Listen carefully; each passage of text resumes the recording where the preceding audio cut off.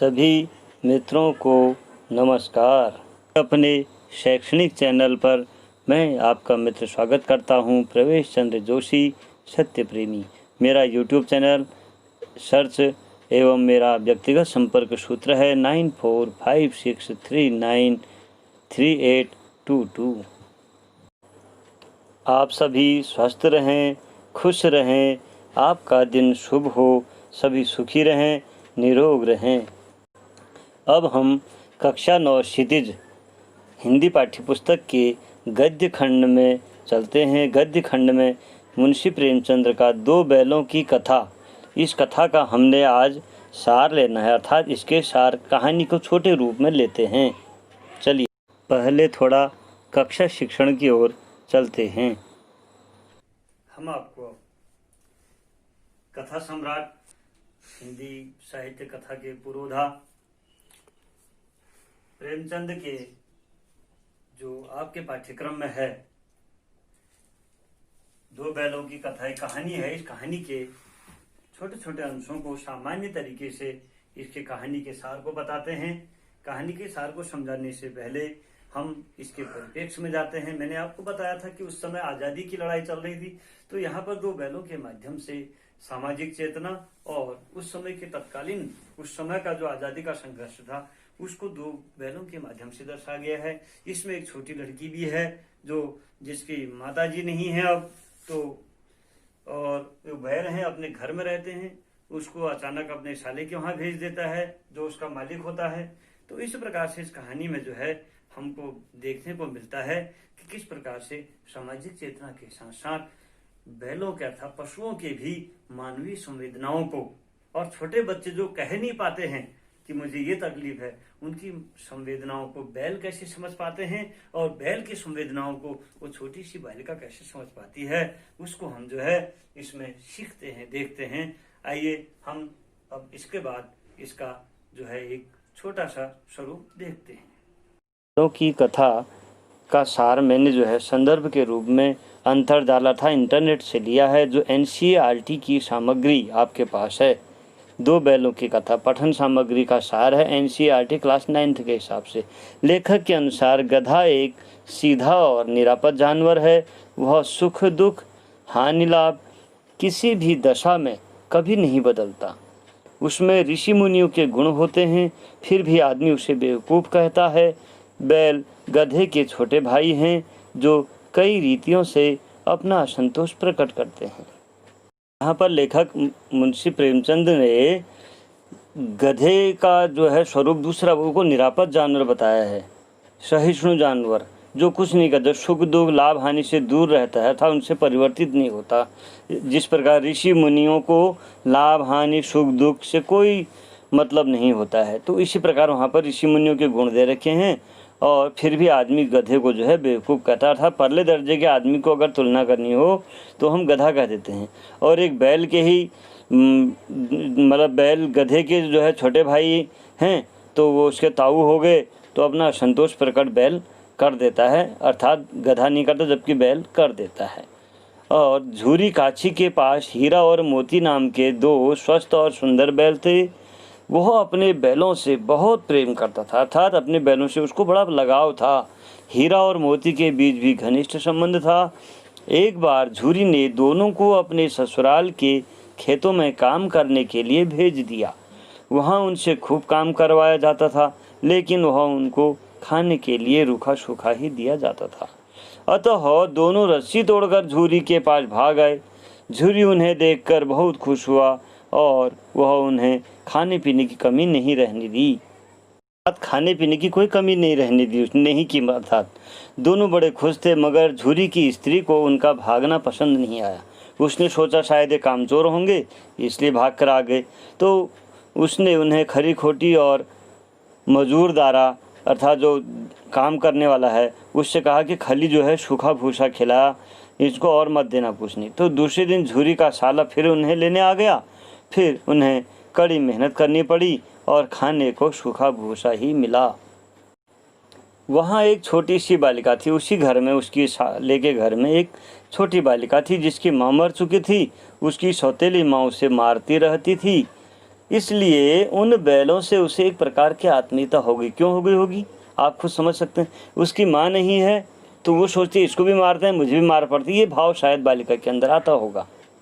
वह रोज दोनों को चोरी छिपे 2 रोटियां डाल जाती थी। अब वो एक एक घास से उनका क्या होता था, लेकिन उनको एक आत्मिक संतुष्टि मिल जाती थी बैलों को। इस तरह दोनों की दशा बहुत खराब थी। दोनों की दशा अर्थात उस बालिका की भी और बैलों की भी, और बैलों की दोनों की दशा भी खराब ही होगी इस वजह से। एक दिन उस बालिका ने उनकी रस्सी खोल दी।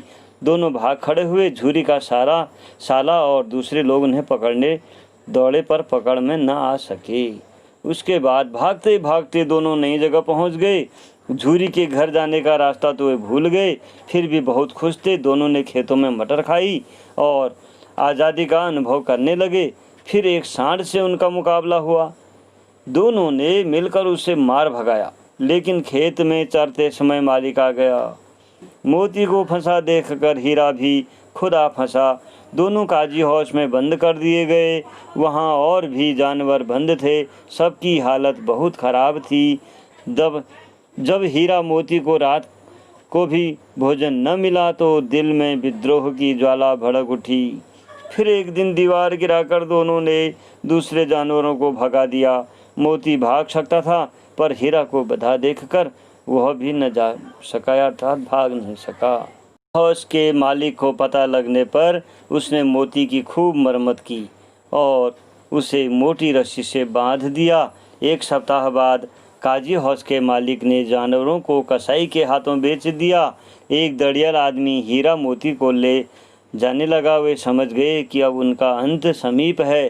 चलते चलते अचानक उन्हें लगा कि वे परिचित राह पर आ गए हैं, अर्थात वो अपने गांव के रास्ते की तरफ को चल रहे थे जब वो कसाई के हाथ भेजे जा रहे थे। अर्थात कसाई जब उनको ले जा रहा था, कसाई अर्थात जो उनको मारने के लिए ले जाते हैं, अपने उपयोग के लिए ले जाते हैं, कृषि कार्य के लिए ले जाते हैं, उनका घर नज़दीक आ गया। चलते चलते दोनों का घर नज़दीक आ गया। दोनों उन्मत्त होकर उछलने लगे और दौड़ते हुए झूरी के द्वार पर आकर खड़े हो गए। झूरी ने देखा तो खुशी से फूला उठा, अर्थात फूल गया, खुशी के मारे आनंदित हो गया। दड़ियल ने आकर बैलों की रस्सियां पकड़ लीं। झूरी ने कहा कि वे उसके बैल हैं, पर दड़ियल जोर जबरदस्ती करने लगा। वो बोला मेरे बैल हैं, वो बोला मेरे बैल हैं, क्योंकि झूरी के तो थे ही, लेकिन दड़ियल ने खरीदा था वहाँ से। पर दड़ियल जोर जबरदस्ती करने लगा। तभी मोती ने सींग चलाया और दड़ियल को दूर तक खदेड़ दिया। थोड़ी देर बाद ही दोनों खुशी से खली भूसी चूनी खाते दिखाई पड़े। घर की मालकिन ने भी आकर दोनों को चूम लिया। इस प्रकार आप कहानी को बहुत बढ़िया ढंग से पढ़ सकते हैं। कहानी का संपूर्ण विवरण आपको पुस्तक में मिल जाएगा। पुस्तक में मुहावरेदार भाषा का प्रयोग करते हुए अच्छे शब्द, अंग्रेजी के शब्द, गांव के शब्द और बैलों की भावनाएं, बालिका की भावनाएं, झूरी की भावनाएं, उसकी पत्नी की भावनाएं, अंतिम बच्चों का निर्णय सब पता चल जाएगा। सबके बारे में आपको एक अच्छा ज्ञान, एक अच्छी पृष्ठभूमि आपको कहानी में दोबारा कुछ लिखने के लिए प्राप्त होगी। आशा है आप कहानी का आनंद लेंगे। अब हम कहानी में काठिन्य निवारण की ओर चलते हैं। कठिन शब्दों का हम जो है यहाँ पर अध्ययन करते हैं।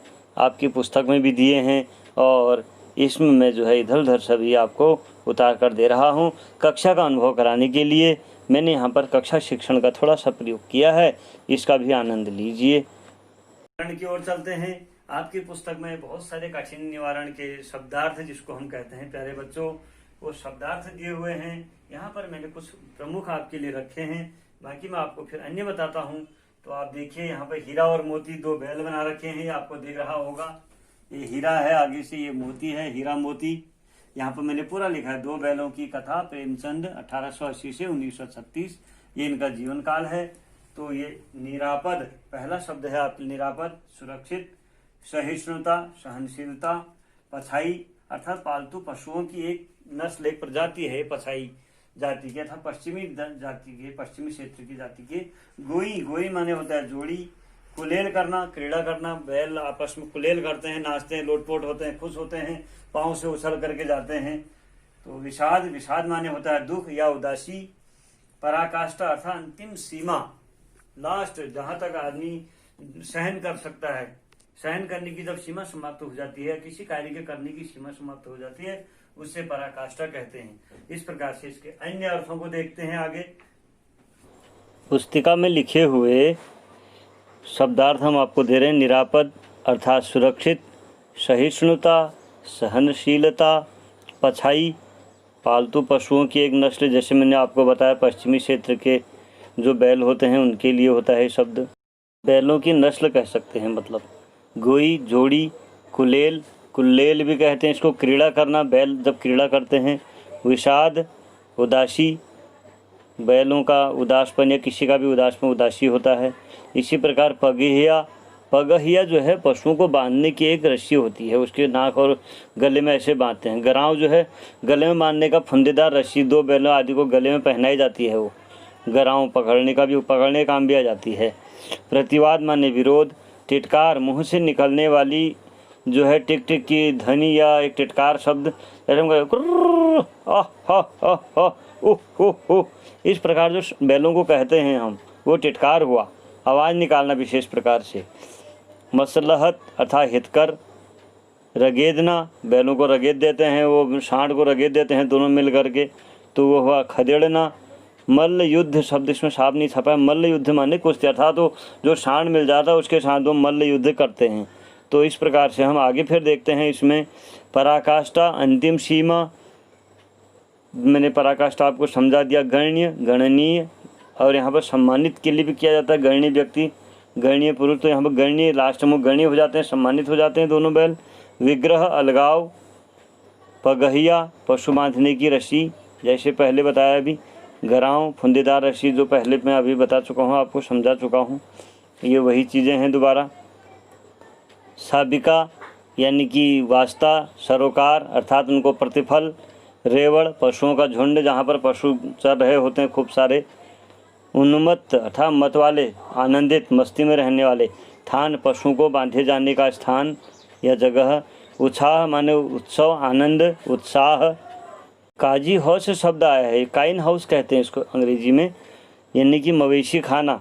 वह बाड़ा जिसमें दूसरे का खेत आदि चरने वाले, खाने वाले अर्थात लावारिस पशुओं को या चौपाओं को वहाँ पर जो है दंड के लिए रखा जाता है, या उनको वहाँ रखा जाता है ताकि उनको फिर बाद में नीलाम कर देंगे। तो काजी हाउस में उन पशुओं की गिनती होती है, रोज़ हाजिरी लगती है, खाना पीना मिलता है, जो भी मिलता है कहानी में है सब। उसके बाद हम इसमें आगे की ओर देखते हैं। साल से लिए हुए कठिन शब्दों के अर्थ अर्थात इंटरनेट से लिए हुए कठिन शब्दों के अर्थ जो बता दिए गए हैं, उन्हीं को ही प्रिंटिंग के रूप में अर्थात छपे हुए रूप में आपको प्रदर्शित कर रखे हैं। आप पूरा काम करिए बढ़िया सा, सुंदर लेख में, स्वच्छ लेख में, क्योंकि लेख का बड़ा महत्व है। अब आप छोटी कक्षा के विद्यार्थी नहीं हैं, आप हाई स्कूल में चले गए हैं, अर्थात कक्षा 9 की कक्षा परिषदीय परीक्षाओं की दृष्टि, जो अगले साल आपकी बोर्ड की परीक्षाएं होंगी, उसकी दृष्टि से बड़ा महत्वपूर्ण जो है कक्षा होती है। तो आप साफ स्वच्छ लेख में लिखिए, अक्षर से अक्षर के बीच की दूरी, शब्द से शब्द के बीच की दूरी, और पैराग्राफ से वाक्यों के बीच में, पैराग्राफ के बीच में किस प्रकार से हमने स्थान छोड़ना है और हेडिंग से किस प्रकार बनाने हैं, ये आप सीखिए। अगले उसमें हम आपको इसी पाठ के 2 बैलों की कथा के जो है अगले प्रकरण में, एपिसोड में, आपको इसके काठिन्य प्रश्न उत्तरों का हम सटीक सुंदर जवाब देने का प्रयास करेंगे। तब तक आप सुखी रहें, निरोग रहें। हाँ, एक बात और ध्यान रखिए, कोरोना जैसे इस महामारी के समय में आप अपने स्वास्थ्य का विशेष ध्यान रखिए। स्वास्थ्य की दृष्टि से आप अपने हाथों को साबुन व साफ पानी से बार बार धोएं। खांसी, छींक, बुखार होने पर तुरंत दिखाने की वो करें। हाथों को बार बार धोएं। पुनः कह रहा हूँ, स्वस्थ रहेंगे। राख से भी आप हाथ धो सकते हैं, क्योंकि राख में पोटेशियम है। यदि किसी कारण से आपको जब ये नहीं मिलता है, साबुन कहीं पर आपको उपलब्ध नहीं है, तो आप तुरंत राख से करिए। और मास्क पहनिए, मास्क पहन करके ही बाहर जाइए। सामाजिक दूरी, जिसको सोशल डिस्टेंसिंग नाम दिया गया है, इसका भी अवश्य पालन कीजिए। ये हमारे स्वास्थ्य के लिए है। हम स्वस्थ हैं, हमारा जीवन है तो सब कुछ है, जान है तो जहान है। इसलिए प्यारे बच्चों, सभी में आप ही बच्चे ही कहा गया, child is the father of man. बच्चा तो सब कुछ सिखा सकता है, तो आप जागरूकता ला सकते हैं हाथ धोने के प्रति, अपने स्वास्थ्य के प्रति और अपनी सुरक्षा के प्रति आप जागरूकता ला सकते हैं। और सभी से निवेदन है कि अपने सभी क्षेत्र में अन्य विद्यार्थियों को पढ़ने के लिए रुचि जागृत करें, उनको भी तैयार करें। इसके लिए इसको अग्रेसित करिए, सब्सक्राइब करिए, लाइक करिए, शेयर करिए। हाँ, अगर कहीं कोई दिक्कत है, कोई परेशानी है तो आप मेरे को कमेंट के रूप में, अर्थात आप मुझसे मेरे व्यक्तिगत नंबर पर मुझसे पूछ सकते हैं या वहाँ पर भी लिख सकते हैं। मेरे व्यक्तिगत नंबर पर आप मुझसे संपर्क कर सकते हैं। मेरा जो YouTube चैनल का नंबर है वो भी वही है, और मेरा जो वार्ता करने के लिए आपके पास नंबर है, दोनों एक ही संपर्क सूत्र हैं, 94 56 39 38 22। आप सभी सुखी रहें, निरोग रहें। धन्यवाद।